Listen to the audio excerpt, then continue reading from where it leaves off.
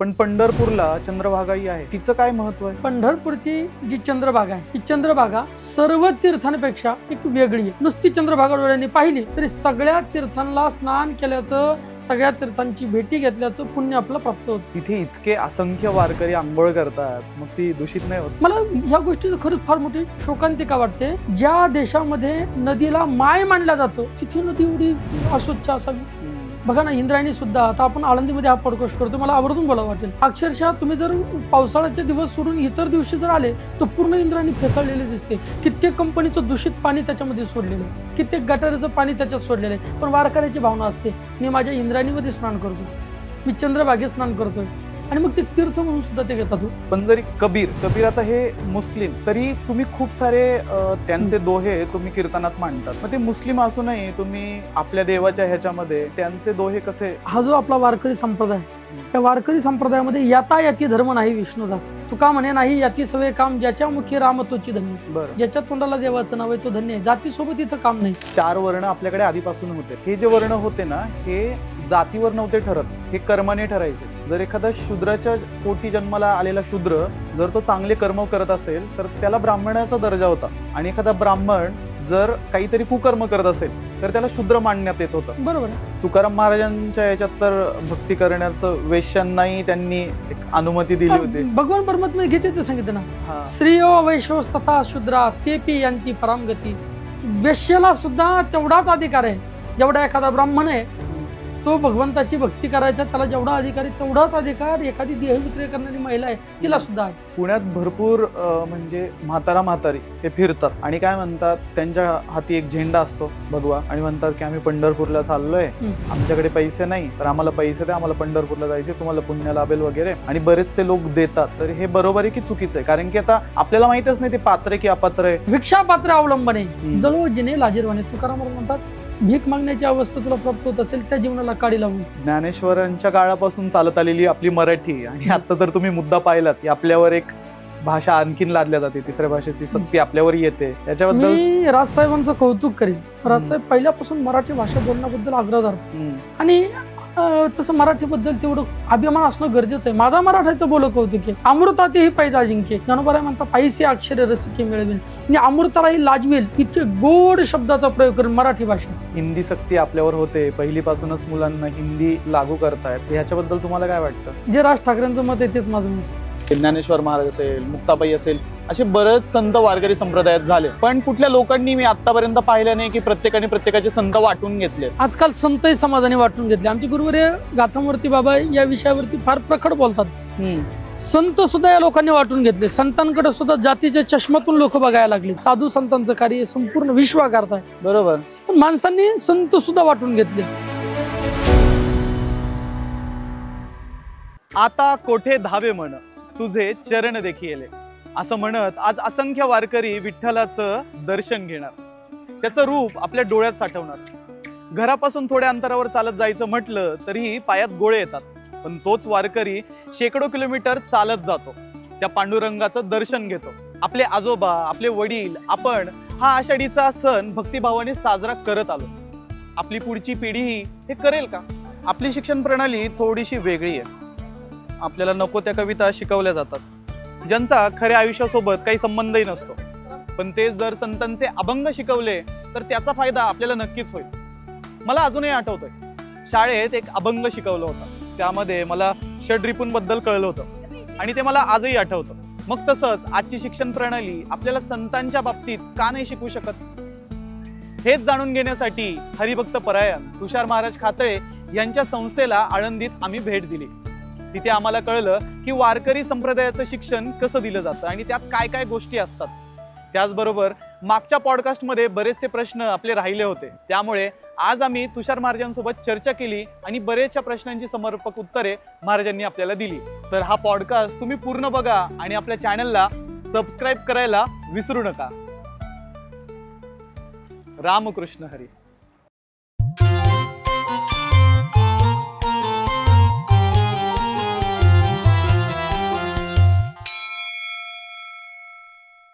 नमस्कार महाराज. जी रामकृष्ण हरी. स्वागत आहे तुमचं द HCF स्टुडिओ मध्ये. आपण पहिल्या भागात वारीबद्दल चर्चा केली, आणि जसं मी म्हणालो होतो की आपल्याला दुसरा भाग करावाच लागणार आहे, कारण की माझे बरेचसे प्रश्न राहिले होते. आज तेच प्रश्न मी तुम्हाला विचारणार आहे आणि मला खात्री तुम्ही त्याचे समर्पक उत्तरे मला द्याल. रामकृष्ण हरी. रामकृष्ण हरी. महाराज, लोक चारधाम करतात, इतर देवांच्या वाऱ्या करतात, तीर्थक्षेत्रावर जातात, पण पंढरपुराला तितकं का महत्व दिलंय? संत वाङ्मयामध्ये जी काही संत मानली आली आहे वारकरी संप्रदायातली, ती सर्व संत पंढरपूरच्या पांडुरंगाशी एकनिष्ठ झाले आहेत. आणि म्हणून इतर सर्व तीर्थक्षेत्राचा निषेध त्यांनी थोडक्यात केलेला आहे. वाराणसी गाया पाहिली द्वारका, परिणये तुका पंढरीच्या. ते म्हटले आम्ही वाराणसी पाहिली, द्वारका पाहिली, गया पाहिली, पण पंढरपूरच्या तुलनेत ती सगळी तीर्थ बसत नाहीत. पंढरी क्षेत्र असं आहे की ज्या क्षेत्रामध्ये ऐसा ठाव नाही कोठे देव उभा उभी भेटे. जिथे देव उभा आहे आणि तिथली जी देवी ती उभी आहे. उभा उभी शब्दाचा अर्थ होतो तात्काळ, पण इथे उभा आणि उभी शब्दाचा मी असा अर्थ केला, उभा असलेला देव आणि उभी असली देवी हे दोन्ही एकाच ठिकाणी भेटतात. ऐसा ठाव नाही कोठे. इतर ठिकाणचे देव तुम्हाला तुमच्याच प्रत्यक्षात उभे असले तुम्हाला पाहायला मिळणार नाहीत, पण हा देव मात्र आपली प्रतीक्षा करत आपल्या प्रतीक्षेसाठी थांबलेला आहे, उभा थांबलेला आहे. तुकाराम महाराज म्हणतात, उदंड पाहिले उदंड ऐकले, उदंड वर्णिले क्षेत्र महिमे, परंतु ऐसी चंद्रभागा, ऐसा भीमातीर, ऐसा विटेवरी देव कुठे. ते म्हटले आम्ही बरेच तीर्थ बघितले, बरेच तीर्थ पाहिले, काही ऐकले, पण आम्हाला माहिती आहे पंढरीसारखं तीर्थ जगाच्या पाठीवर दुसरं कोणतं नाही. आणि म्हणूनच ते स्वतःही पंढरपूरला जातात आणि इतरांनाही पंढरपूरला जाण्यासंबंधाने आग्रह धरतात. चला तुम्ही जन्माला आले ना, आलिया संसार उठा वेग करा, शरण जा उदारा पांडुरंगा. पांडुरंगाला तुम्ही शरण जा. सुका लागे जरी करसी तळमळ, तरी तू पंढरीशी जा एक वेळ. मग तू अवघाचे सुख रूप होसी, जन्मोजन्मसी जन्मोजन्मीचे दुःख विसरसी. जन्मजन्मीचं दुःख विसरण्याचं सामर्थ्य पंढरपूरच्या वारीत आहे. तू पंढरपूरला जा. स्वतःही जातात आणि इतरांनाही जाण्यासंबंधाने उपदेश करतात. पण पंढरपूरला चंद्रभागाही आहे, तिचं काय महत्व आहे? पंढरपूरची जी चंद्रभागा आहे, ही चंद्रभागा सर्व तीर्थांपेक्षा एक वेगळी आहे. म्हणजे सगळ्या तीर्थाचं दर्शन घेतल्याचं पुण्य आपला केवळ चंद्रभागेत स्नान केल्यानंतर मिळतं, चंद्रभागा डोळ्याने पाहिल्यानंतर मिळतं. चंद्रभागेच्या जवळ पुंडलिकराय आहेत. नुसती पुंडलिकराय पाहिले तर अवघ्या संता एक वेळ भेटी, पुंडलिक दृष्टी देखलिया, अवघ्या तीर्थी घरती एक वेळा, चंद्रभागा डोळा देखलिया. नुसती चंद्रभागा डोळ्याने पाहिली तरी सगळ्या तीर्थांना स्नान केल्याचं, सगळ्या तीर्थांची भेटी घेतल्याचं पुण्य आपलं प्राप्त होतं. तिथे इतके असंख्य वारकरी आंघोळ करतात, मग ती दूषित नाही होत? काय आहे, प्रश्न फार गोड आहे. याचं उत्तर मी थोडं वेगळं देतो. पवित्रता वेगळी आणि शुद्धता वेगळी. कसं? काही ठिकाणी पाणी शुद्ध असतं, पवित्र नसतं. काही ठिकाणी पाणी पवित्र असतं पण शुद्ध नसतं. काही ठिकाणी पाणी पवित्रही असतं, शुद्धही असतं. काही ठिकाणी पवित्रही नसतं आणि शुद्धही नसतं. दारू आहे, पाणीच आहे, शुद्धही नाही आणि पवित्रही नाही. बिस्लरीतलं पाणी आहे, आपल्याला शुद्ध दिसतं पण ते पवित्र असेलच का सांगता येत नाही.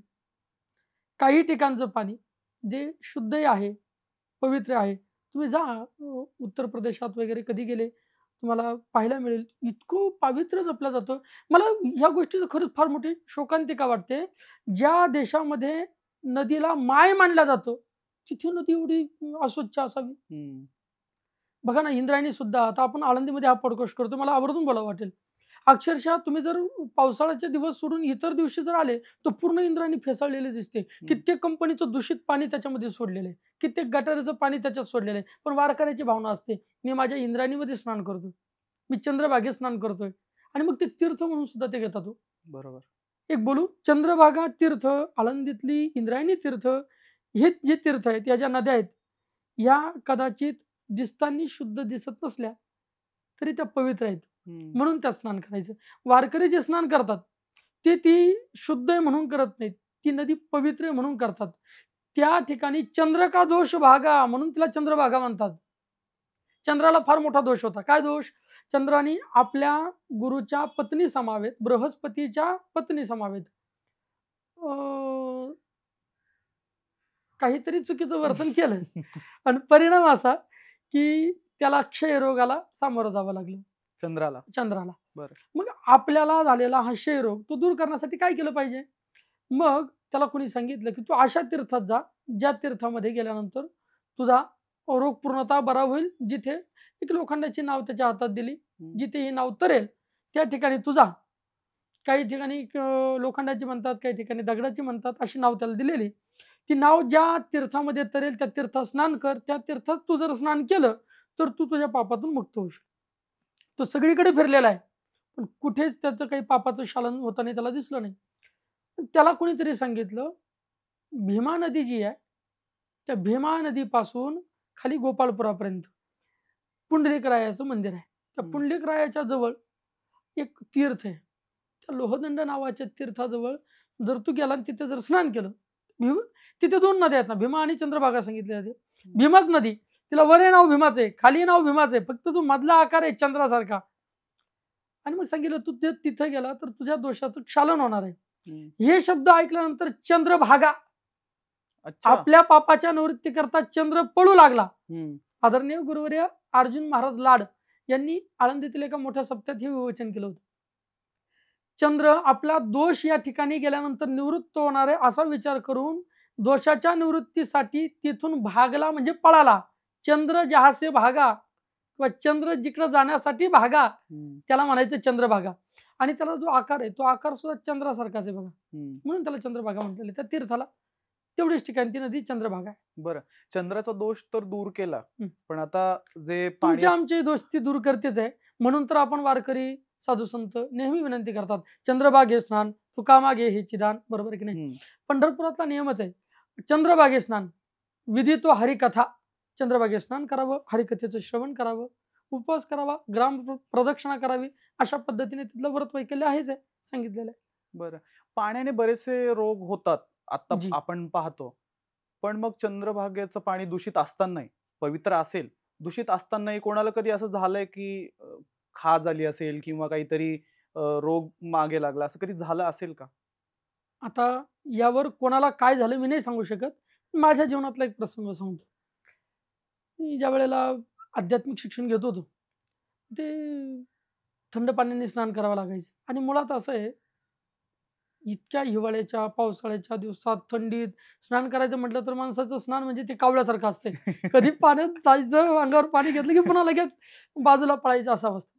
आणि मग काय झालं, उष्णतेच्या दिवसात, उन्हाळ्याच्या दिवसात मला अशी खाज येऊ लागली आम्हाला. इतका त्रस्त झालो त्या वेदनेने, फार त्रस्त, भयंकर. त्यावेळेला पंढरपूरला गुरुवर्य गाथामूर्ती राऊतबाबांकडे मी चातुर्मासासाठी होतो. आणि मग काय करावं, काही केलं, इतके दवाखाने केले, आजारच बरा व्हायला तयार नाही. चंद्रभागे स्नानाला जायला लागलो.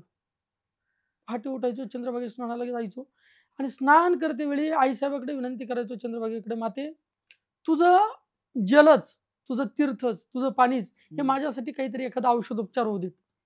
आणि मग मी जणू हे तीर्थ नसून हे काहीतरी औषधोपचाराचे म्हणून मग मी स्नान करायचो. आणि माझी तो आजार पूर्णतः बरा झाला चंद्रभागेत स्नान केल्यामुळं. असलेली चर्मरोगाची बिमारी बरी झाली. त्यामुळे ज्याला नाहीच त्याला होईल का असं विचारण्यापेक्षा ज्याला झाली त्याची बरी होते अशी चंद्रभागा आहे. मला त्या चंद्रभागेत स्नान करण्यासाठी शेकडो वारकरी जातात. बरं, आता ते वारकरी चालताना त्यांचे भरपूर हाल होतात. वारकऱ्याला हे जाणवत नसेल, पण जो दूर उभा आहे तो बघतोय ना, त्याला कळतं. ऊन असतो, वारा असतो, पाऊस असतो, भरपूर त्याचे हाल होतात. मग अशा वेळेस पांडुरंग त्यांची कशी सेवा करतो? घात आघात निवारी छाया पितांबर करी उभा करकटी तुका म्हणे याच्यासाठी. तुकाराम महाराज म्हणतात, हा परमेश्वर भक्तावर आलेलं संकट निवारतो. घात आघात निवारी, मागे पुढे उभा राहे संभाळीत, तो त्याची संभाळणं करतो. तर बघा तुम्ही 75, 80, 95 वर्षाची वारकरी आळंदीपासून पंढरपुरापर्यंत 250 किलोमीटरचा प्रवास करून जातात. पण तुम्हाला कधी ते असं थकलेले दिसणार नाही, कधीच नाही, भागलेले दिसणार नाही, शिनलेले दिसणार नाहीत. तुम्ही त्यांच्या चेहऱ्याकडे पाहिलं तर कधी वाटेल बस म्हातारा दिसतोय पण असं तरण्या बाण लेकराला लाजील एवढं सौंदर्य त्याच्या ठिकाणी. चेहऱ्यावर तेज असतं महाराज, ते आध्यात्मिक ऊर्जा. त्या विठ्ठल नावात जी ताकद आहे. त्यांना जर म्हटलं तुम्हाला घरी तर तुम्ही एक 5-10 पावलंही चालू शकत नाही, तर वारीच्या वाटेने एवढी ताकद येते कुठून? ही ताकद परमेश्वरच पुरवतो. परमेश्वर घात आघात निवारी, घात आघात निवारतो. छाया पितांबरी करी, जर भक्तावरती एखादं संकट आलं ते तर निवारण करतोच, पण आता पाऊस येतो, ऊन येतो, अशा वेळेला स्वतःच्या पितांबराने परमेश्वर भक्तावरती छाया करतो, सावली करतो. बरं. उभा करकटी तुका म्हणे याच्यासाठी. आणि मग भक्ताच्या संरक्षणासाठी म्हणूनच त्यांनी कंबर बांधलेली आहे. कमरेवरती हात ठेवून उभा आहे. माझ्या भक्तावर संकट आलं की मी ते संकट दूर करेन, असं आश्वासन त्यांनी दिलेलं. म्हणजे आता ते समजा पाऊस आला, वारा आला, तर कधी असं काही झालं नाही ना, की कुठल्या तरी वारकऱ्याचं म्हणजे मृत्यू झाला वगैरे, असं कधी झालंय? परमेश्वर कुठल्या तरी रूपात सहकार्य करतोच. बरं. तुम्ही बघा ना, एखाद्या वेळेला जर आपल्यावरती एखादं काही संकट आलं आणि एखाद्या माणसाने येऊन सहकार्य केलं, तर आपण काय म्हणतो?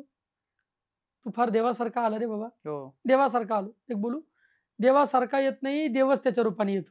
बरं. आणि पंढरपूरच्या वाटेने तुम्ही बघा, कदाचित तुम्हाला ठेच लागली, पायातून रक्त येते, तर कित्येक अनोळखी माणसं जवळ येतील तुमच्या पायावरती मलमपट्टी करण्यासाठी तयार होतील. तुम्ही बघत राहणार. डॉक्टर आहेत वारीच्या वाटेने, किती जर डॉक्टर लोकांच्या दवाखाने आपल्याला पाहायला मिळतात. अहो, ते परमेश्वराचेच रूप आहेत ना. परमेश्वरच त्यांच्या रूपाने वारकऱ्याची सेवा करतो. डॉक्टर मध्येही परमेश्वर तत्व आहेच ना. ज्याच्यात परमेश्वर तत्व नाही, ज्याच्यात परमेश्वर नाही, तो देह तिथं नाही, त्या देहाची जागा स्मशानभूमी आहे. म्हणजे प्रत्येकामध्ये परमेश्वर आहेच आणि प्रत्येक जण परमेश्वराची सेवा म्हणूनच दुसऱ्याची सेवा करतो. बरं. असं. म्हणजे जर माझ्या हातून कोणाची सेवा होत असेल, तर तो मी नाही, ते देव माझ्याकडनं करून देव घेतोय तुमच्याकडनं किंवा करून देवच घेतो. करतोय. साळुंकी मंजुळ बोलत सेवानी, शिकविता धनी वेगळाची. साळुंकी जरी गोड बोलत असली तरी सुद्धा तिला बोलून घेणारा तिचा धनी वेगळाच असतो. आपण कर्तव्य कर्म करणारे तुम्ही कोण मी कोण. भक्ताची सेवा करायला हा लाज धरत नाही. यांनी कधी गवऱ्या थापू लागला, जनाबाईच्या गवऱ्या थापू लागला, जनाबाईला दळण दळू लागला, सावत्या माळ्याला खुरपू लागला, नरहरी सोनारा घडू फुंकू लागे, नरहरी सोनारांना मदत करू लागला, चोखा मेळ्या संगे डोरेवडी, महार समाजाचे चोखोबर आहे, त्यांच्या बरोबर ते मेलेले जनावर ओढायचं काम देवानी केलं. म्हणजे हा परमेश्वर साधा वया भक्ती काज नाही लाज धरीत, भक्तांचे काम करण्याकरता हा उतावळा झालेला असतो. बरं, आता तुम्ही जसं कबीरांचा उल्लेख केला, कबीर म्हणजे आता ते कोणाचं लेकरू होतं हे कोणालाच माहित नाही. ते हिंदू होते, त्यांना ते पाण्यात कोणाला तरी ते सापडले मुस्लिम जणांना, मग त्यांचं नाव कबीर वगैरे केलं. ह्या सगळ्या आख्यायिका आहे, म्हणजे ही रिअल स्टोरी कोणाला माहित नाहीये. पण जरी कबीर आता हे मुस्लिम, तरी तुम्ही खूप सारे त्यांचे उल्लेख करतात, त्यांचे दोहे तुम्ही कीर्तनात मांडतात. मग ते मुस्लिम असूनही तुम्ही आपल्या देवाच्या ह्याच्यामध्ये त्यांचे दोहे कसे?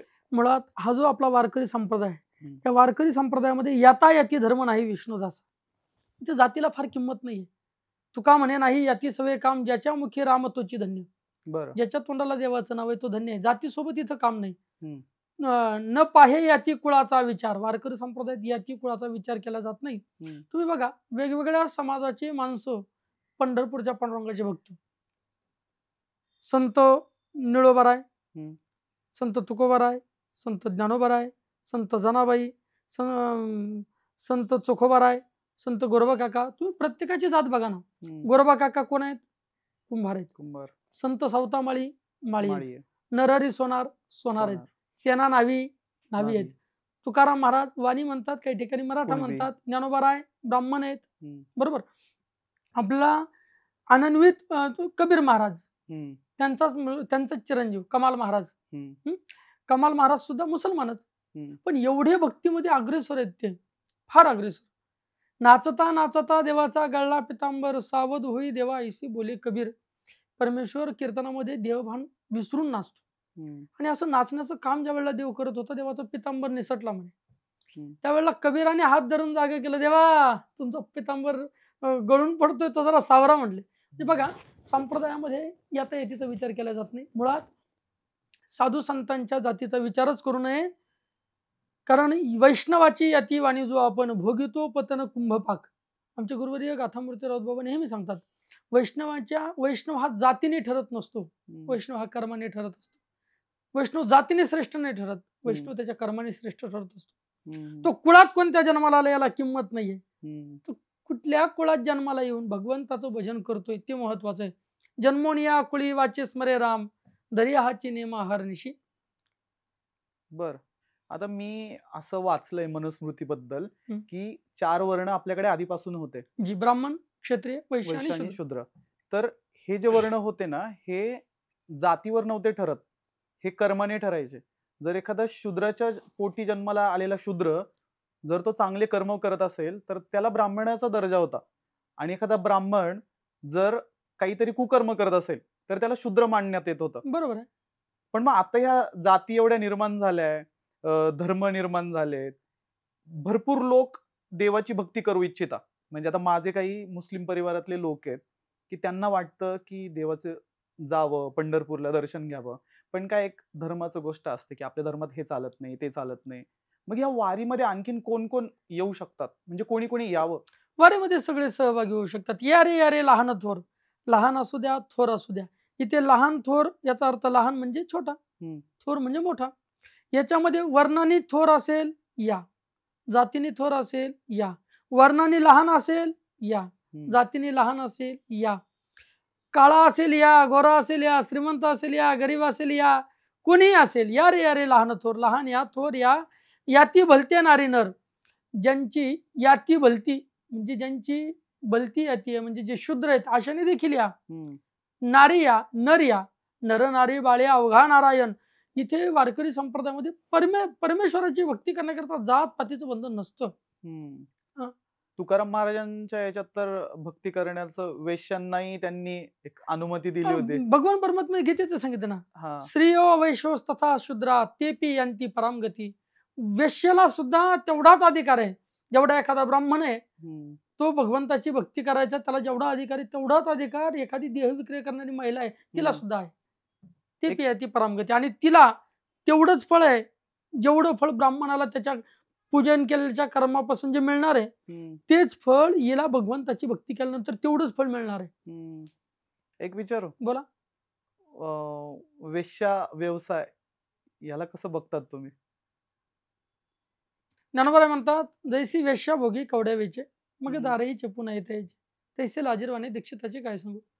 ज्ञानोबाचं म्हणणं आहे देहविक्रय करणारी जी स्त्री आहे आता मुळात काहीतरी मजबुरी असेल त्यांची देखील. कित्येकांचे उदरनिर्वाह त्याच्यावरती चालतो. हं, कित्येकांना पोट भरण्यासाठी म्हणून या व्यवसायाचा आश्रय करावा लागला. परिस्थिती कधी कधी देहविक्री करायला भाग पडते. बरं. पण मग आपला एखादा जो पती आहे हं, पती सोडून व्यभिचार करणं ते तर संप्रदायात वाईटच सांगितलं. त्यांच्यामुळं कित्येकांचे प्रपंच उद्ध्वस्त होतात याचा विचार करा. हं, ज्याला बाहेरच्या जेवणाची गोडी लागली त्याला घरातलं जेवण गोड लागत नाही. हं, आणि मग कित्येक वेळा असं होतं की कित्येकांच्या प्रपंचाला चिरा पडलेला आहे. हं. त्यामुळे हा विषय निश्चितच निंदनीय आहे असं मी म्हणेल. वारीमध्ये चालताना मुक्कामं होतात किंवा जेवणं खावणं होतात. तर हे मुक्काम जिथे होतो हे आधीच ठरलेलं असतं किंवा जे अन्नधान्य येतं हे वारकरी स्वतःच्या घरून आणतात की म्हणजे काय नक्की? हा जो पालखी सोहळा आहे ना हं, या पालखी सोहळ्याच्या काही महिने अगोदरपासून यांची एक अंतस्थ आतल्या आत एक मीटिंग होते. हं. यावर्षी कसं नियोजन करावं, बरं. गेल्या वर्षी काय त्रुटी आपल्याला जाणवल्या, यावर्षी अधिकाधिक योग्य पद्धतीने वारीचं नियोजन कसं करता येईल, हं, वारी शिस्त कशी आणता येईल. तशी वारी ही शिस्तप्रियच असते. तुम्ही बघा इतर बाकीचे कार्यक्रम जर राहिले तर पोलिसांना किती जीव काढावा लागतो. बरोबर. वारीमध्ये कधी पोलिसांना असं उलट पोलीस विनंती करतात की आम्हाला वारीत कुठेतरी सेवा करायची संधी मिळावी, आमचा तिथे कुठेतरी सेवेसाठी नंबर लागावा. का? हं, त्यांना तिथं डोक्याला टेन्शनच नसतं. प्रत्येक जण आपापल्या परीने परमेश्वराच्या भेटीसाठी निघालाय. कधी कोणाला त्रास देत नाही, कधी भांडणं होत नाही, कधी मारामाऱ्या होत नाही, कधी शिवीगाळ होत नाही. तिथं शिवे दिले ना एखाद्याबद्दल किती रागाल तर माऊली बोलू नका असं म्हणणार. ते बोलायचं असेल तर रागात बोलला तरी माऊली म्हणूनच बोलणार. हं, त्यामुळे भांडणं होत नाही, शिवीगाळ होत नाही, काही नाही. पोलिसांना देखील तितका त्रास होत नाही. हं. तुम्ही विचारलेला प्रश्न काय? म्हणजे अन्नधान्य हां. हे कुठून येतं? आता मग या संबंधाने काही मंडळी जी काही वारीची प्रमुख मंडळी आहे हं, ती विनिमय करते की गेल्या वर्षी काय त्रुटी पडल्या, या वर्षी ते काय त्रुटी होऊ नयेत, हं, कशा पद्धतीने वारीचं नियोजन असावं अगोदर नियोजन केलं जातं. हं, मग एकदा त्यांच्यात बोलणं झालं की जे काही दिंडी प्रमुख आहेत त्या दिंडी हं. प्रमुखाला बोलवलं जातं आणि प्रत्येक दिंडी प्रमुखाला त्याची दिंडी संबंधाने काही नियम अटी घालून दिलेल्या असतात.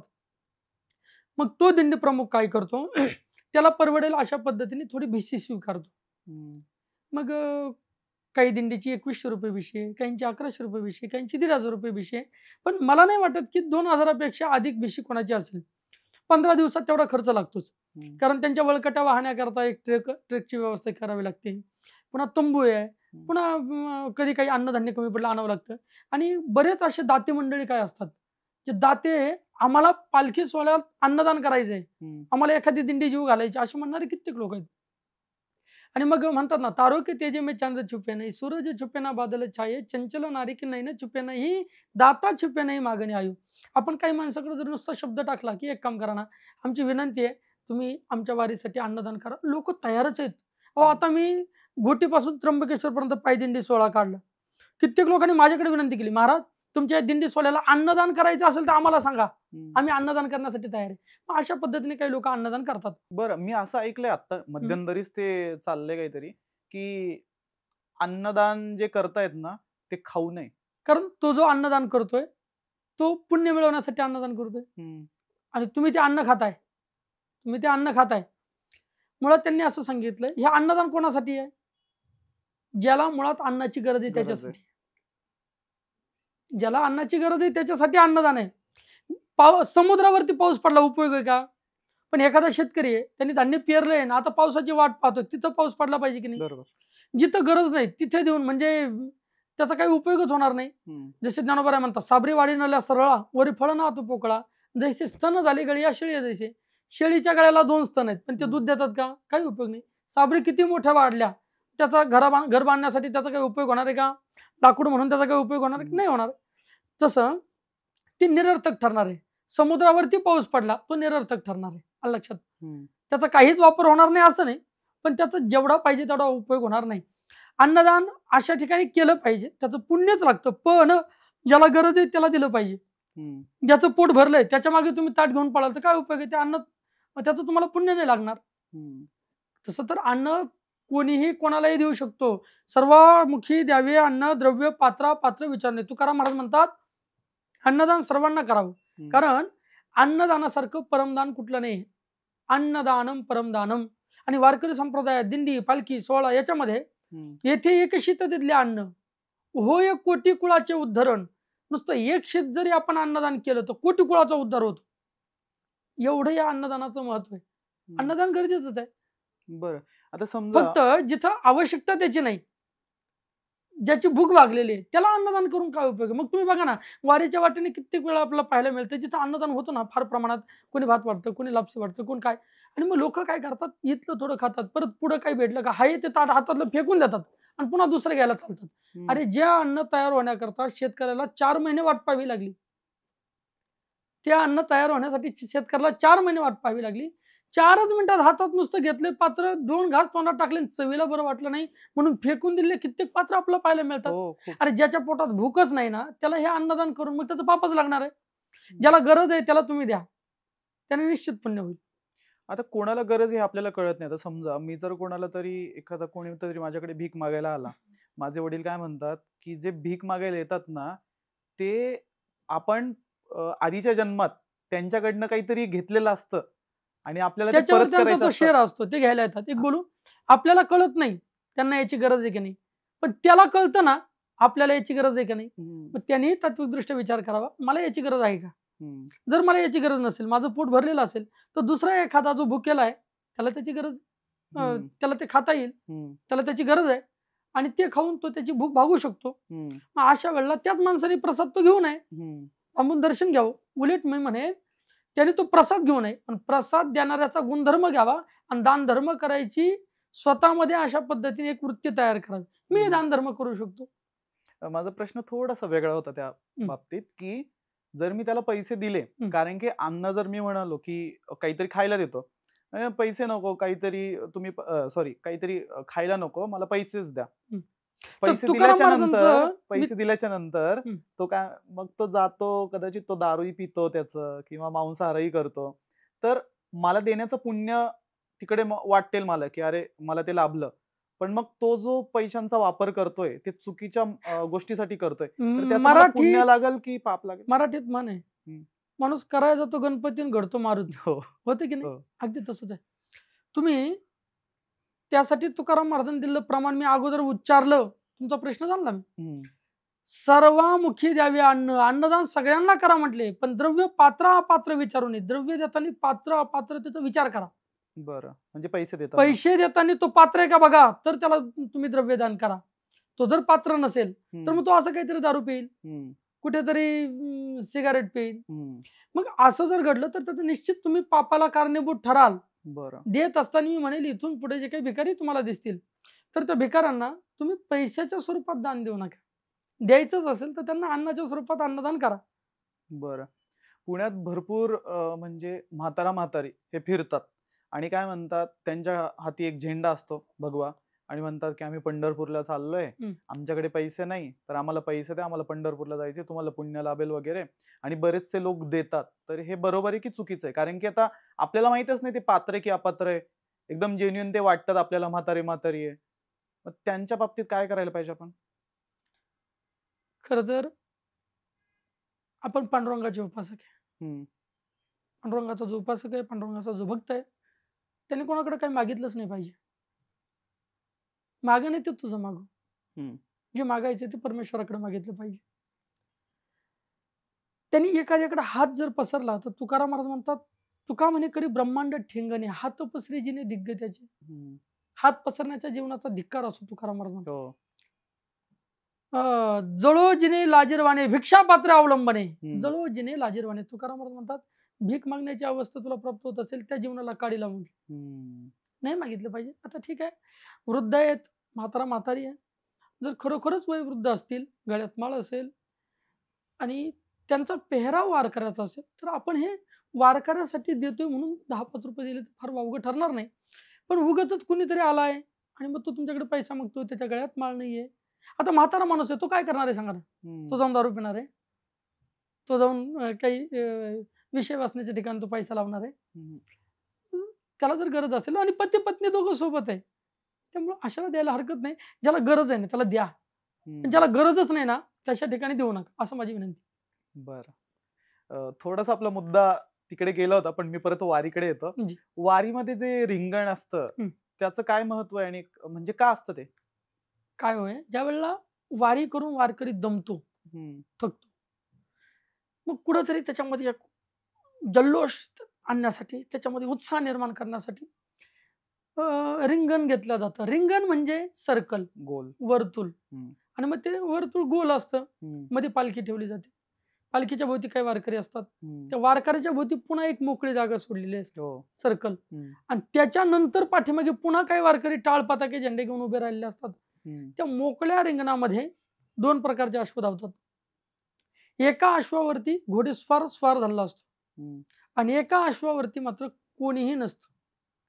कोणीही नसतं हे आपल्याला डोळ्याने दिसतं, पण कोणीतरी असतं हे आपल्या डोळ्याने दिसत नाही, ते आपण मानायचं असतं. कोण असतं?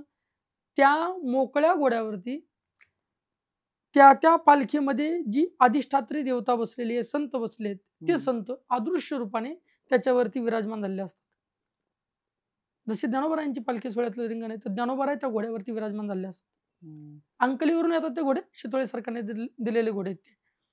आणि मग ज्ञानोबाराय स्वतः त्याच्यावरती विराजमान आहे असं समजून ज्यावेळेला घोडा प्रदक्षिणा करतो त्यावेळेला त्या घोड्याच्या पायाखालची पायधूळ आपल्या माथी लावण्यासाठी कित्येक वारकरी धावपळ करतात आणि ती माती स्वतःच्या कपाळी अशा पद्धतीने लावून घेतात. बरं. हे रिंगणामध्ये पावल्या खेळल्या जातात. काय असतं ते? पावल्या म्हणजे वारकरी संप्रदायात एक प्रकारचं नृत्य. माणसं किती असू द्यात, त्यांच्यातलं नृत्य करण्याची पद्धत एक असली पाहिजे. चोपदार जशी भूमिका दाखवतील, चोपदार जशी पावली खेळा म्हणतील, त्यांच्या हातवाऱ्याकडे पाहून बरोबर बाकीचे सगळे वारकरी जेवढे तिथे रिंगणात उपस्थित आहे सगळे सारखेच पावली खेळतात. एक नृत्यातला प्रकार आहे पावली. वारकरी संप्रदायात वारकरी भजन, कथा, कीर्तन यामध्ये जे नृत्य केलं जातं त्याला पावली म्हणतात. अच्छा. आणि त्याच्यात ती फुगडी पण खेळतात, त्याचं काही महत्व आहे का? आणि एक आनंद साजरा करण्यासाठी म्हणून फुगडी खेळली जाते. अच्छा. तुम्ही नुसती फुगडी नाही खेळत, फुगडी ज्या वेळेला खेळून पूर्ण होते त्यावेळेला मग कधी चक्कर येऊ लागते, समोरच्याला येते, आपल्याला येते आणि मग आपण सहज त्याची गळाभेट घेतो. कुठेतरी एक आत्मीयता, हे हृदय त्या हृदयाशी एक होतं ना, कुठेतरी प्रेम वाढू लागतं या सगळ्या गोष्टीने. बर महाराज, विठ्ठल म्हणजे विष्णू. विष्णूचं आपण मूर्त्या बघतो, सगळ्या मूर्त्यांच्या तिथे 4 हात असतात, 4 भुजा असतात. 4 का असतात? त्याला चतुर्भुज म्हणतात ना. तुम्हाला व्हायचं असेल चतुर्भुज,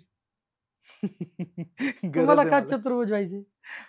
कामं आटपू लागता येतात ना. हो. मग भक्ताचे कामं करण्यासाठी देवाने अजून 2 हात वाढवीचे घेतलेत.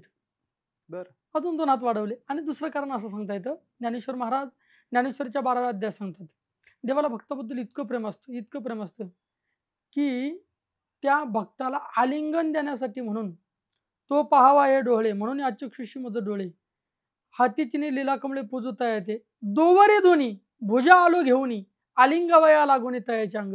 भक्ताला मिठी देण्यासाठी भगवंताला वाटतं माझ्या दोन्ही हातानेच फक्त भक्ताला मी काय मिठी द्यावी, चारही हाताने मी माझ्या भक्ताला मिठी मारेल. आणि मग त्यासाठी भगवंतानी 4 हात घेतलेले आहेत. 4 हात आहेत, 4 हातामध्ये 4 आयुध आहेत, शस्त्र आहेत. हं. त्या शस्त्राचे वर्णन आलेलं आहे. काय? शंख, चक्र, गदा, पद्म हे 4 प्रकारचे आयुध आहेत. हे चारीचा उपयोग हा भक्तासाठीच करतो. कसं? राक्षसासाठी तर करतो दैत्याच्या संहारासाठी, पण भक्तासाठी याचा उपयोग करतो. भक्ताला सगळ्यात जास्त भक्ती क्षेत्रात एक विषय त्रास देतो. त्या विषयाचं नाव आहे अहंकार. हं. नवल अहंकाराची गोठी विशेषण लगे अज्ञाना पाठी सज्ञानाचे झोंबे कंठी नाना संकटी नाचवी. मुळात ज्ञानी पुरुषाला झाल्याशिवाय राहत नाही, अहंकार आल्याशिवाय राहत नाही. हं. आणि मग असा अहंकार घालवण्यासाठी म्हणून भगवंताने हातामध्ये जे चक्र धारण केलंय, चक्र अभिमानाचा करी चेंदा, ते चक्र भक्ताच्या ठिकाणी असलेला जो अभिमान आहे ते अभिमान घालवतो. मोहममता छेदी गदा मोहममतेला छेदण्याचा कार्यक्रम गदा करते. हं. शंख उद्बोधी निजबोध, हातामध्ये जो शंख आहे तो शंख बोध देतो. आणि निज कमळे सजा निज भक्ताची पूजन, हातामध्ये जे कमळ आहे ते कमळ भक्ताचं पूजन करण्यासाठी. म्हणजे बघा, आपण देवाची पूजा करू हं. ही भक्ती नाहीये. आपण एवढी देवाची भक्ती करायची का देवाने आपली पूजा केली पाहिजे. आणि बरं. देव आपली पूजा करण्याकरताच म्हणून तर हातामध्ये कमळ घेऊन उभा आहे. हं. निज कमळे सदा निज भक्तची पूजी. मी अगोदरही एक वेळी बोललो की तो पाहावा हे डोहळे. ज्ञानोबा म्हणतात या परमेश्वराला डोहळे झाले भक्त पाहण्याचे. हं. आणि म्हणून अचक्षु असलेला परमेश्वर, डोळे नसलेला परमेश्वर, पण हा डोळे घेऊन मूर्त स्वरूपाला प्रगट झाला, आपल्या रूपाला प्राप्त झाला. आणि रूप घेऊन मानवी वेश धारण करून या डोळ्यांनी तो पाहावा या डोळे म्हणून अचक्षुषी माझं डोळे हातीची लीला कमळे पूजता येते. आणि हातामध्ये जे कमळ आहे ते कमळाने तो आपल्या भक्ताचं पूजन करतो. बरं. ते शंखाचं मला कळलं नाही. बोध देतो म्हणजे नक्की काय करतो? बोध देतो म्हणजे ज्ञान देतो. तू ब्रह्म आहेस, तू तू आणि मी काही यामध्ये फरक नाही, तू मी एकच आहे, मी वासुदेव तत्वता कळू येईल विचारिता. हं. हे जरा आध्यात्मिक दृष्टी थोडं किचकट विषय आहे. ह्या देवाचं भक्तांवर खूपच प्रेम आहे नाही पण? म्हणजे मी ऐकलंय की पंढरपुराला मंदिरातली जी पायाची धूळ आहे ती देवाच्या मस्तकी लावल्या जाते. ते खरंय खरंच? हा, ज्या वेळेला पूर्ण मंदिर रात्रीची वेळ होते त्यावेळेला ते मंदिर पूर्ण झाडलं जातं म्हणतात. हं. झाडले की भक्ताच्या पायाला लागले मातीचे जे कण आहेत लहान लहान ते सगळे जमा करतात. पुन्हा नंतर त्याचं गाळण केलं जातं. हं. त्याच्यामध्ये जरा अबीर बुक्का मिक्स केला जातो आणि पुन्हा नंतर मग ते भगवंत जो गंध लावतो हं. त्या गंधामध्ये बरोबर मधोमध अशा पद्धतीने बुक्का लावला जातो. अर्थात ती भक्ताची पायधूळ लावल्या जाते. बापरे! महाराज, वारकरी संप्रदाय आणि नाथ संप्रदाय हे एकमेकांशी जोडलेले असं म्हणतात. मी तर असंही ऐकलंय की ज्ञानेश्वर महाराज जे होते ते नाथपंथीय होते. ज्ञानोबा राय म्हणतात, ना लागी आदि गुरु ना तरी आदि गुरु शंकरा लागोनी शिष्य परंपरा बोधाचा हा संसारा झाला जो अमोते. शंकरापासून ही परंपरा आली. शंकराने बोध आदिनाथ उमा बीज प्रगटले. शंकर मूळ तत्व सांगण्यासाठी बोध, इथेही बोध शब्द आलाय, हं. मुख्य ज्ञान सांगण्यासाठी पार्वतीला घेऊन गेलेत बाजूला. पार्वतीला बोध देऊ लागली, पार्वती झोपी गेली. हं. पण कुणीतरी हुंकारा देतंय हे लक्षात आलं.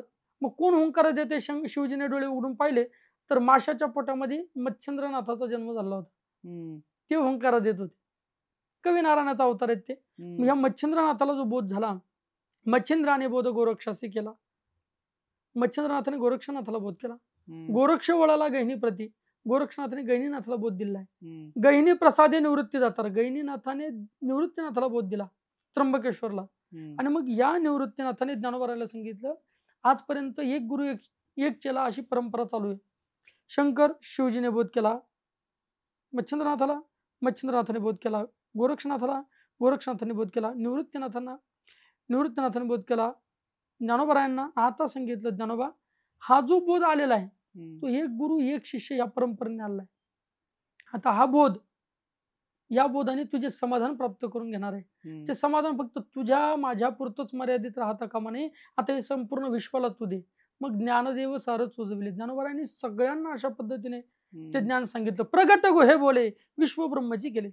जे गुह्य ज्ञान होतं ते प्रगट बोले. हम्म. ज्ञानोबारायांनी ते ज्ञान मोकळं केलेलं आहे. ज्ञानेश्वरीच्या रूपाने, हरिपाठाच्या रूपाने, हम्म.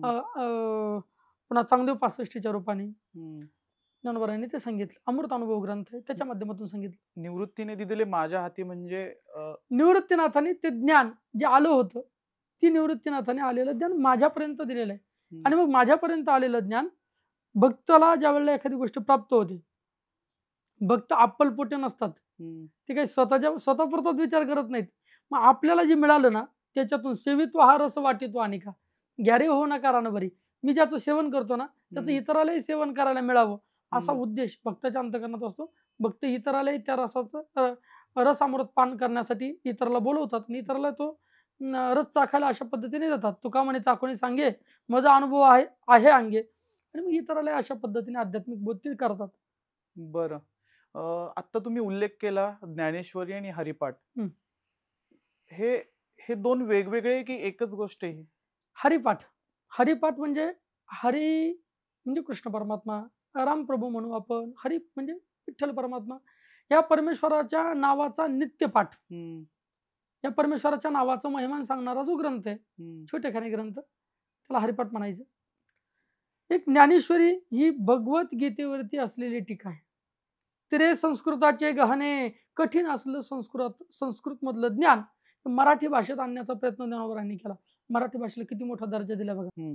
संस्कृत भाषा कळायला अवघड आहे, मग सहजासहजी लोकांना कळणार नाही. आणि मग संत जे अवघड आहेत ते सोपं करून सांगण्याचा प्रयत्न करतात. पण अलीकडे कीर्तनकार असे झाले, संतांनी जे सोपं करून सांगितलं त्याला अवघड करून सांगतात. आणि मग लोकांना वाटतं तोच बोलही विद्वान आहे. कोणता? जो सोपा असलेला अवघड करून सांगतो तो. बरोबर. ज्ञानेश्वरांच्या काळापासून चालत आलेली आपली मराठी, आणि आता तर तुम्ही मुद्दा पाहिलाच की आपल्यावर एक भाषा आणखीन लादल्या जाते, तिसऱ्या भाषेची सक्ती आपल्यावर येते. याच्याबद्दल मी राजसाहेबांचं कौतुक करेन. राजसाहेब पहिल्यापासून मराठी भाषा बोलण्याबद्दल आग्रह धरतात. आणि तसं मराठीबद्दल तेवढं अभिमान असणं गरजेचं आहे. माझा मराठीचं बोल कौतुक आहे. अमृतातेही पैज अजिंक्य. ज्ञानोबा म्हणतात ऐसे अक्षरे रसिके मिळवेल. म्हणजे अमृतालाही लाजवेल इतके गोड शब्दाचा प्रयोग करून मराठी भाषेत. ज्ञानोबारायांना 56 भाषा येत होत्या, पण 56 भाषा येत असताना ज्ञानोबारायांनी मराठी भाषेचाच अंगीकार केला. ये मराठीची नगरी ब्रह्मविद्येचा सुकाळू करी, घेणे देणे सुखचिवरी हो दे या जगा. ज्या पद्धतीने तिथीमध्ये पौर्णिमा तिथी गोमटी आहे, चांगली आहे, सुंदर आहे, तशी भाषामध्ये मराठी भाषा सोज्वळ. मराठी लाभले आमास भाग्य बोलतो मराठी. मराठी भाषेबद्दल प्रेम असलंच पाहिजे. पण मग आता या सक्तीबद्दल तुमचं काय मत आहे? कोणत्या? हिंदी सक्ती आपल्यावर होते, पहिलीपासूनच मुलांना हिंदी लागू करतायत, ह्याच्याबद्दल तुम्हाला काय वाटतं? जे राज ठाकरेंचं मत आहे तेच माझं मत आहे की मुख्य भाषा आपली मातृभाषा मराठी आहे, मराठी भाषेला प्राधान्य द्यावं. आणि मग इतर भाषेचा आपला राग करायचा नाही. प्रत्येक भाषा माणसाला जमलीच पाहिजे, पण मराठी भाषेला जो दर्जा आहे तो दर्जा इतर भाषेला देऊन जमणार नाही. आई आई असते, हो, मावशी मावशी असते, ती मावशी होऊ शकते इतर भाषा. मातृभाषा मात्र आपली मराठी. बर. वारकरी संप्रदायात कुठला बीज मंत्र असतो का? कारण की नाथ संप्रदायात एखादा मंत्र दिला जातो, कानबोध दिला जातो, गुरुमंत्र काहीतरी असतात, सॉरी कान मंत्र असतो. तर मग तसं इथे काही कान मंत्र बीज मंत्र असतो का वारकरी संप्रदायात? वारकरी संप्रदायात एक मंत्र आहे, तो मंत्र आहे रामकृष्ण हरी. आता हा मंत्र इतका सुंदर आहे, इतका सुंदर आहे, एवढा भारी आहे. किती भारी ऐका, इतर मंत्रापेक्षा 10 पट अधिकपट भारी. कसा?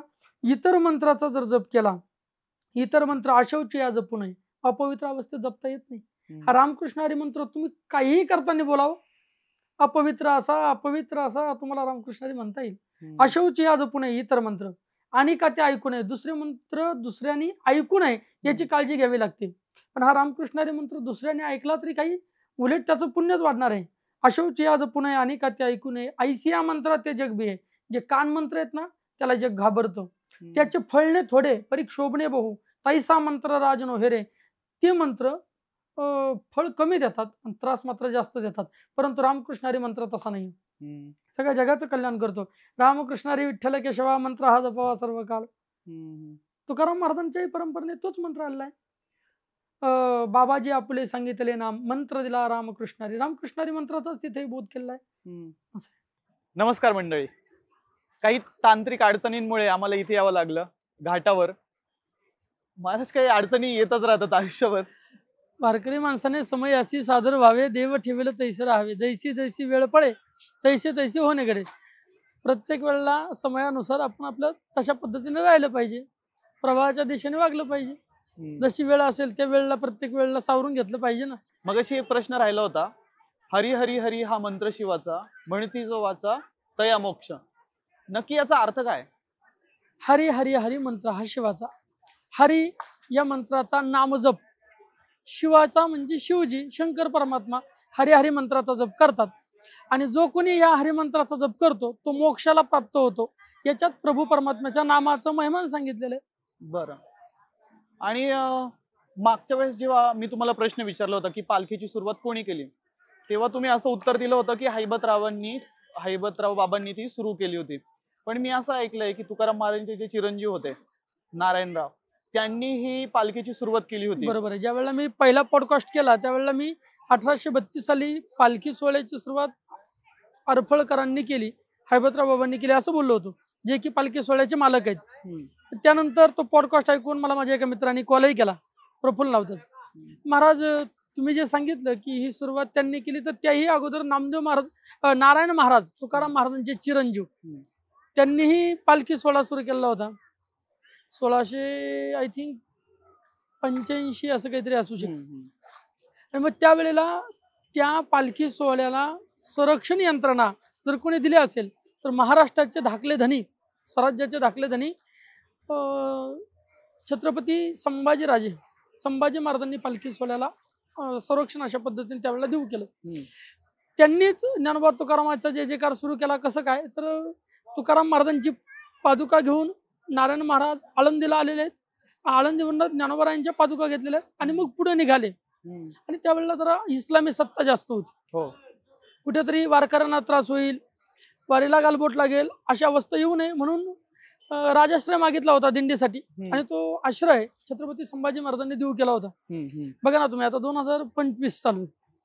यावेळेला सुद्धा पुण्यासारख्या ठिकाणी जिथे ज्ञानोबारायांची पालखी तुकोबारायांची पालखी मुक्कामी थांबते अशा ठिकाणी कोणी माथे फिरूनच म्हणावं लागेल, वारकऱ्यांच्या अंगावरती मांसाची गोळी फेकली. मग आता जर ही परिस्थिती, तर त्यावेळेला मुघली सत्ता होती, त्यावेळेला काय होत असेल विचार करा. आणि मग अशा वेळेला कुठेतरी व्यवस्थित सुरळीतपणे पालखी चालावी म्हणून राजाश्रय मागितला होता आणि संभाजी महाराजांनी तो देऊ केला. बरं महाराज, वारकरी जेव्हा वारीत जातात किंवा आता आपण इथे आळंदीत आहोत तर सगळे इथे एकमेकांना माऊली म्हणतायत. ठीक आहे, पांडुरंगालाही माऊली म्हणतात आणि सगळ्यात जास्त ज्ञानेश्वरांना माऊली म्हणतात. नक्की माऊली शब्दाचा अर्थ काय? माऊली शब्दाचा अर्थ होतो आई. माऊली म्हणजे आई. जी मायाळू असते. लेकरांनी किती कंबरट्यात लाथा करू देतो तरी लेकराच्या कल्याणाची अपेक्षा करणारे जगातले एकमेव पात्र, त्याचं नाव आई. आई माऊली. आणि मग ज्ञानोबारायला माऊली का म्हणतात? ज्ञानोबारायावरती तितके संकट आले. किती संकट. सुरुवातीला तर हा समाज ज्ञानोबारायांना स्वीकारत नव्हता. संन्यासाचे मुलं आहेत म्हटले. त्यांच्या आईवडिलांना सांगितलं तुम्हाला देहांत प्रायश्चित्त घ्यावं लागेल. विठ्ठलपंत आणि रुक्मिणी दोघांनी देहांत प्रायश्चित्त घेतलं. देहांत प्रायश्चित्तानंतर समाजाने यांना स्वीकारलं नाही. अशा वेळेला घरामध्ये फक्त निवृत्ती, ज्ञानदेव, सोपान, मुक्ताबाई काहीतरी जेवणाची व्यवस्था करावी म्हणून माऊलीने हाताची मधुकरीची झोळी घ्यावी आणि मधुकरी करता गावात यावं, आळंदीत यावं, मधुकरी म्हणून आवाज द्यावा. घरातून एखाद्या महिलेने बाहेर यावं, ज्ञानोबारायला पाहावं, म्हणावं संन्यासाचं कट्ट माझ्या दारासमोर आलं, त्यांनी माझं घर वाटवलं. काहींनी चिखलाचे गोळे घ्यावे, माऊलीला मारून फेकावे. एका बामणाच्या पोराने तर पायातली चप्पल काढली माऊलीच्या अंगावर मारून फेकली. अरे बापरे, किती त्रास, किती त्रास, अनंत त्रास. ज्ञानोबारायला वाटू लागला आता मधुकरीच मागायची नाही. पण पुन्हा आठवलं 4 दिवस झालं आपली 5 वर्षाची लहानशी मुक्ताबाई उपाशी आहे. मुक्ताबाईसाठी काहीतरी जेवायला न्यावं लागेल आणि ती वाट पाहत असेल म्हणून ज्ञानोबाराय विश्वास पात्र घरी निघाले. भोजलिंग काकाच्या घरी. भोजलिंग ज्याची समाधी आळंदी, ज्ञानराज बोधी तिघाजना भोजलिंग काकाच्या घरी आले. आवाज दिला मधुकरी. काका बाहेर आले आणि काकाने कोरांना माऊलीच्या ताटात टाकलं. चतकोर अन्न. कोरांना मिळालं पण माऊलीच्या चेहऱ्यावरचा आनंद फुलला. का फुलला? ज्ञानोबारायला वाटू लागलं 5 दिवस झाले माझी लहानशी मुक्ताबाई उपाशी आहे, पण आज माझ्या मुक्ताबाईला भाकरचा एखादा तुकडा खायला भेटेल. चेहऱ्यावर आनंद. मधुकरची झोळी घेतली, ज्ञानोबाराय निघाले आपल्या सिद्धबेटाच्या मार्गाने. सिद्धबेटात जाताना त्यांनी बघितलं समोर एक लाल पागोट्यावाला होता म्हातारा. मिशीला ताव देत निघालेला, हातामध्ये काठी, मिशीला ताव, लाल पागोटा, कानात बाळी, रागीट चेहऱ्याचा, विसोबा खेचर नाव त्याचं. जवळ आल्यानंतर तरी ज्ञानोबारायला पाहून आवाज दिला, ज्ञान्या कुठे गेला होतास? ज्ञानोबाराय म्हटले मधुकरला. काय आलं रे मधुकरी? म्हणले कोरान नाही. संन्याशाची पोरं तुम्ही तुम्हाला कसे रे पोटाची खळगी भराय वाटते म्हणले. मधुकरीची झोळी हिसकावून घेतली, खाली टाकली मधुकरी. सतकोर अन्न ते ती भाकर खाली टाकली, तिच्यावर पाय दिला, मातीतलं अन्न मातीत मिक्स केलं. पुन्हा ज्ञाना मधुकरला जाईल म्हणून झोळी फाडली, माऊलीच्या गालावर चपराक ठेवून दिली. पाचीच्या पाची बोट माझ्या ज्ञानोबाच्या चेहऱ्यावर उमटले. आता हे ज्ञानोबाराय ज्या वेळेला सिद्धबेटाच्या मार्गाने निघाले, मुक्ताबाई पाहते माझा ज्ञानदादा येतोय. मुक्ताबाईला वाटते आज तरी माझा ज्ञानदादा मला मधुकरी घेऊन येईल. मुक्ताबाईच्या चेहऱ्यावर आनंद आहे, आज तरी मला काहीतरी घासभर भाकर तुकडा खायला मिळेल. पण ज्ञानोबाराय मात्र दुःखित आहेत. ज्ञानोबारायच्या डोळ्याला आसवाची धार लागली. जशी पावलाची गती वाढते तशी आसवाची गती वाढत चाललेली आहे. रडत चाललेले ज्ञानोबाराय मुक्ताबाईच्या समोर आले. मुक्ताबाईने पाहिले ज्या अर्थी माझा ज्ञानदादा रडतोय त्या अर्थी आजही काही मधुकरी आली नाही. मुक्ताबाई उंच दगडावर उभ्या राहिल्या, ज्ञानोबाला जवळ बोलवलं आणि आपल्या इवल्या हाताने डोळे पुसले. माऊली रडू नका. नाही मला भूक दादा, इंद्राणीचं पोटभर पाणी पिले दादा. नाही रे भूक, मला रडू नको दादा. ज्ञानोबारायला वाटलं ज्या समाज आपला स्वीकारत नाहीये, ज्या समाजाकरता आपण अवतार घेतला तो समाज आपला स्वीकारत नाही, जगून काय उपयोग आहे. ज्ञानोबारायने आपल्या कुटियामध्ये गेले, कुटियाचं दार बंद केलं, ताटी लावून घेतले ज्ञानोबारायने आणि मग परमेश्वराकडे विनंती केली की परमेश्वरा माझे पंचप्राण पंचतत्वात आता मला विलीन करायचे, आता दिसू नये जना ऐसे करी नारायणा. डोळे बंद केले आहेत तरी आसवाची गती वाढतेच आहे, रडू येतच आहे. आणि मग त्यावेळेला लहानशी मुक्ताबाई ज्ञानोबाला बोध करते, ज्ञानोबा अरे योगी कसा असावा? योगी पावन मनाचा साय अपराध जनाचा, विश्वरागे झाली वन्नी संत सुखे व्हावे पाणी, शब्दशस्त्र झाले संत मानावे उपदेश वगैरे वगैरे. ज्ञानोबारायांच्या बहिणीने मुक्ताबाईंनी ताटीचे अभंग सांगितले. ज्ञानोबाराय शांत झाले. नंतर मात्र काही दिवसांनी ज्ञानोबारायांनी ग्रंथ निर्माण केला ज्ञानेश्वरी. आणि जेव्हा ग्रंथ पूर्ण झाला त्यावेळेला गुरुरायासमोर हात जोडून म्हटले, गुरुराया तुम्ही सांगितलं होतं ज्ञानेश्वरी लिहा, तुम्ही सांगितलं होतं भगवद्गीतेवर टीका करा, मी ती केली, मी ते लिखाण केलं. आता तुम्ही सांगितलेलं काम मी केलं, आता तुम्ही माझ्यावर प्रसन्न व्हा आणि कामाचा मोबदला म्हणून मला प्रसादिक दान द्या. तुम्ही काय करा, जे खळांची व्यंकटी सांडू तया सत्कर्मी रती वाढो. ज्या समाजाने एवढा त्रास दिला त्या समाजाला सुख मिळो अशी अपेक्षा कोण करू शकतं? केवळ माऊलीच करू शकते, आईच करू शकते. ज्यांना किती समाजाने बघा ना, ज्यांच्या आई वडिलांना देहांत प्रायश्चित घ्यायला लावलं, मधुकरी ज्यांना मिळू दिलं नाही, वाळीत ज्यांना टाकलं, एवढी हेटाळणी ज्या समाजाने केली त्याही समाजाच्या कल्याणाची अपेक्षा ज्ञानोबाराय करताय. हे अंतकरण ज्ञानोबारायचं आईच आहे, म्हणून ज्ञानोबारायला माऊली म्हणतात. नामदेवराव, तुकाराम महाराज, परत बाकीचे संत असतील, ज्ञानेश्वर महाराज असेल, मुक्ताबाई असेल, असे बरेच संत वारकरी संप्रदायात झाले.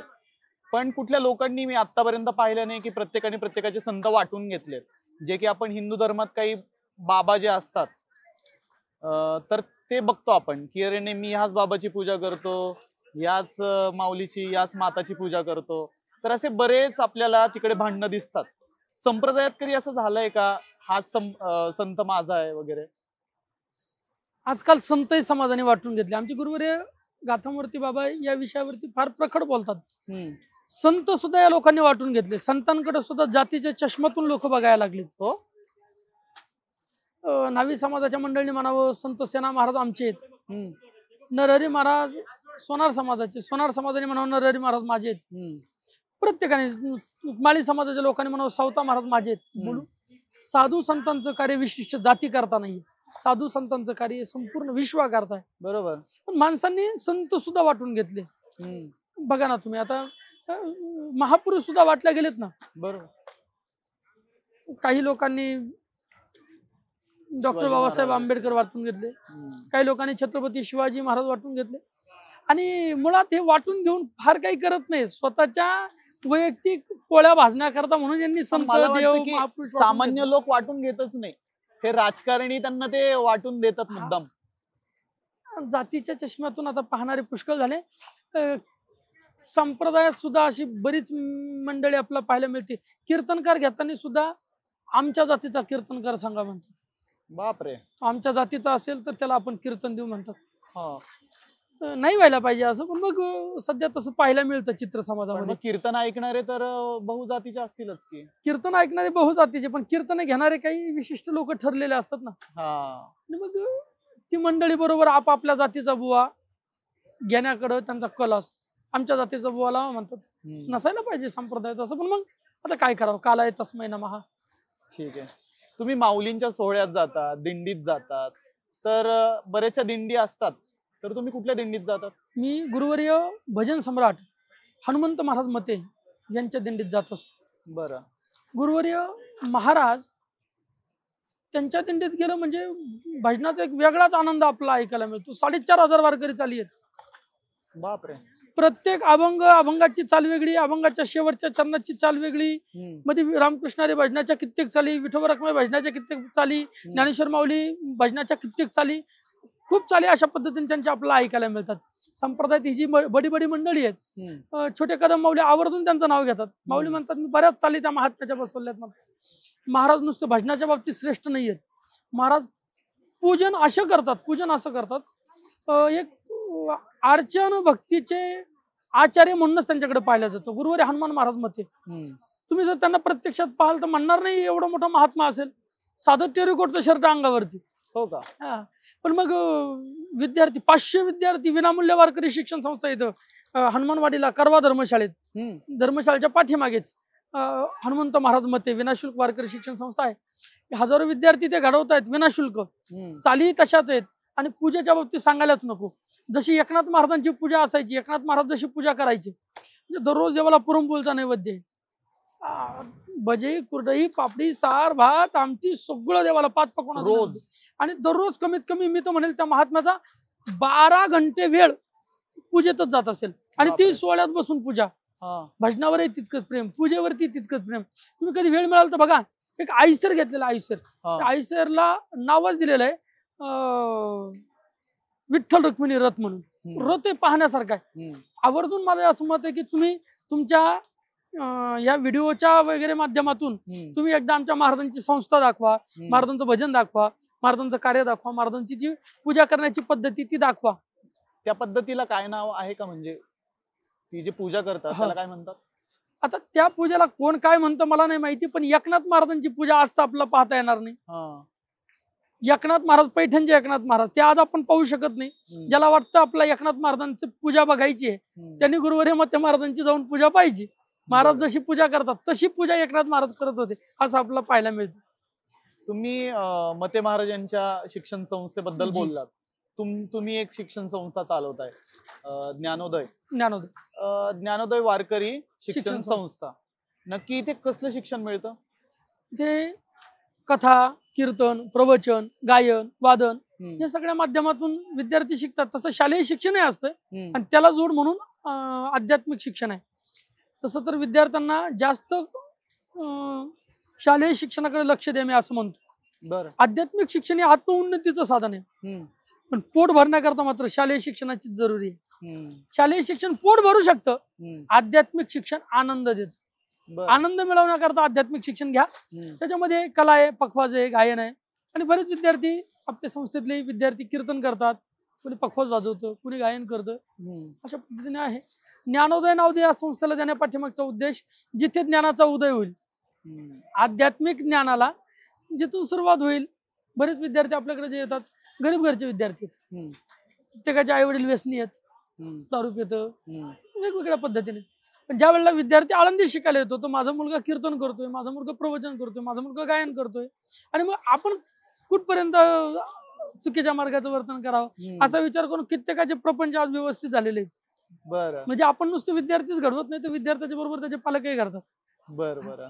आणि मग हे मोठे होऊन काय कीर्तनकार वगैरे बनतील तर यांचा उद्देश तो आहे फक्त की पैशांसाठीच करायचं? कथाकार होतील, कीर्तनकार होतील किंवा न होतील मी नाही सांगू शकत, पण एकदा आध्यात्मिक क्षेत्रात ते आले, ज्ञानोबारायच्या जवळ आले. ज्ञानोबाराय म्हणजे परिचय. एकदा लोखंड होऊन ज्ञानोबारायच्या जवळ गेलं का ज्ञानोबाराय त्याचं सोनं करतात. आगावरी फोडावयाची या लागी लोह मिळो का परिसाच्या अंगी, का जे मिळती प्रसंगी सोन्याची होईल. संस्थेत आल्यानंतर विद्यार्थी कीर्तनकार होईल, गायक होईल, वादक होईल की न होईल हे सांगता येत नाही, पण कमीत कमी तो आई बाबाच्या कंबाट्यात लाथा घालणार नाही हे तर खरं. तो आई वडिलांची सेवा करणारा होईल, तोही पुंडलिक बनेल. तोही पुंडलिक बनेल. बर बर. आध्यात्मिक मार्गाची कास धरेल मोठा होईल. महाराज, शेवटचा प्रश्न घेतो की आत्ताचं जे म्हणजे माझ्यासारखे मुलं आहेत जे की लहानपणी त्यांना आध्यात्मिक शिक्षण मिळालं नाहीये, तर मग अशांनी काय करावं? देवाच्या आणखीन जवळ कसं जाता येईल? साधू संतांचे ग्रंथ आहेत. ज्ञानोबारायांची ज्ञानेश्वरी आहे, तुकोबारायांची गाथा आहे, तुलसीदासजीचं तुलसी रामायण आहे, भगवान श्रीकृष्ण परमात्म्याची भगवद्गीता आहे. अनेक वेगवेगळ्या साधू संतांनी अभंग रचना करून ठेवले. त्या अभंग रचनांचं वाचन करावं, पारायण करावं, त्यांनी सांगितलं तशा पद्धतीने जीवनक्रम करावा. तसं जीवनक्रम केला की आपोआप देव मिळेल. वेगळं काय करायची गरज? म्हणजे असं हे पूजापाठ वगैरे ह्याच्यात तुम्ही मानता का? म्हणजे पूजापाठ केलीच पाहिजे? काही नित्यनेमाविन अन्न जो खाय तो श्वान सांगितलेलं आहे. नित्यनेम मनुष्याच्या जीवनात असला पाहिजे. पूजापाठ केलीच पाहिजे. काळ सारावा चिंतने, एकांतवासी गंगा स्नाने, देवाच्या पूजने प्रदक्षिणा तुळशीच्या. काळ चिंतनात सारावा, काळ सारावा चिंतने, एकांतवासी गंगा स्नाने, एकांतात राहावं, तीर्थस्नान करावं, देवाच्या पूजने देवपूजा करावी आणि तुळशीच्या प्रदक्षिणा करावी. हे संत वाङ्मयाने आपल्याला दंड घालून दिलेला आहेच. बरं महाराज, दुसऱ्या भागात तुम्हीच आम्हाला आळंदीला बोलवलं, खरंच तुमचे खूप आभार. आपण तुमच्या संस्थेवरच आपण तो व्हिडिओ शूट करत होतो, पण माऊलींचीच बोलवणी असेल आपल्याला की आपल्याला ते इथपर्यंत घेऊन आले. ज्ञानोबारायचीच इच्छा असेल की जरा तुम्ही दुरून सांगताय, जरा माझ्या जवळ येऊन सांगा. ज्ञानोबारायची समाधी आपल्या समोर आहे, समाधी मंदिर आहे आणि आपण तिच्या समोरच बसून सांगतोय. इंद्रायणीचा पवित्र तट आहे. कदाचित ज्ञानोबारायची तशी इच्छा असेल आणि भक्तांनी भगवंताच्या इच्छे स्वतःची इच्छा मिळून राहायचं असतं. चालेल महाराज. जी, रामकृष्ण हरी, रामकृष्ण हरी. एक विनंती आपली अशी असेल, जो काही प्रेक्षक वर्ग आहे त्या प्रेक्षक वर्गासाठी, आता माझी बुद्धी अल्प आहे, अल्पमतीने काही माझ्याकडनं कमी बोलल्या गेला असेल, काही जास्तही बोलल्या गेला असेल, तर ज्ञानोबारायांच्या भाषेत सांगतो, न्यूनते पुरते अधिकते सरते, करुणे घ्यावे तुमचे विनविता असे. जे न्यून असेल त्याच्यात तुम्ही भर घाला आणि जे कमी झालं असेल, न्यूनते पुरते, जे न्यून असेल कमी असेल ते तुम्ही पूर्ण करा. अधिकते सरते, जे अधिक झालं असेल जास्त झालं असेल ते जरा तुम्ही कमी करा. न्यूनते पुरते अधिकते सरते, करुणे घ्यावे तुमचे विनविता असे. आणि मग न्यून अधिक करून घ्या आणि अधिक असेल ते जरा सर्त करून घ्या, अशी विनवणी प्रेक्षक वर्गाच्या विचारणी करतो. आणि मला समाजाच्या समोर येण्याची ही संधी मी सर्वांनी मला मिळवून दिली, त्याबद्दल तुमचं, तुमच्या चॅनलचं, तुमच्या सर्व साथीदारांचं मी खूप खूप वेळा आभार मानतो. पुन्हा अशाच पद्धतीने मला एखादी संधी द्या. नक्कीच आपण आध्यात्मिक एखाद्या विषयावरती चर्चा करू. नक्कीच नक्कीच. पुढे जाऊन आपण पूर्ण संत वाङ्मयावर, त्यांच्या साहित्यावर आपण सखोल चर्चा करू. एकेका संतांच्या जीवनचरित्रावरती आपण बोलत जाऊ, जेणेकरून संतांचं जीवनचरित्र समाजाला माहिती होईल. चालेल. रामकृष्ण हरी. रामकृष्ण हरी.